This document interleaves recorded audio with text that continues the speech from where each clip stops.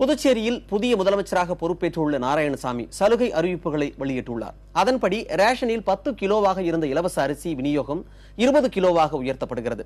வீடுகளில் மின் பயனீட்டாளர்கள் பயன்படுத்தும் 100 யூனிட் மின்சாரத்தில் 50% கட்டண தள்ளுபடியையும் நாராயணசாமி அறிவித்திருக்கிறார். முன்னதாக புதுச்சேரி முதலமைச்சராக நாராயணசாமி பதவியேற்றுக் கொண்டார். கடற்கரை சாலையில் உள்ள காந்தி திடலில் நடைபெற்ற பதவியேற்பு நிகழ்ச்சியில் துணைநிலை ஆளுநர் கிரண்பேடி அவருக்கு பதவி பிரமாணமும் ரகசிய காப்பு பிரமாணமும் செய்து வைத்தார். நாராயணசாமியுடன் சேர்ந்து நமச்சிவாயம், மல்லாடி கிருஷ்ணாராவ், கந்தசாமி, ஷாஜகான், கமலக்கண்ணன் ஆகிய 5 பேர் அமைச்சர்களாக பதவியேற்றுக் கொண்டனர். பதவியேற்பு நிகழ்ச்சியில் காங்கிரஸ் மேலிட பொறுப்பாளர் முகுல் வாஸ்னிக், தமிழ்நாடு காங்கிரஸ் கமிட்டி தலைவர் EVK இளங்கோவன் உள்ளிட்டோர் கலந்து கொண்டனர். கூட்டணியில் அங்கம் வகிக்கும் திமுக சார்பாக தமிழக சட்டப்பேரவை எதிர்க்கட்சித் தலைவர் MK ஸ்டாலின் உள்ளிட்டோரும் இந்த நிகழ்ச்சியில் பங்கேற்றனர்.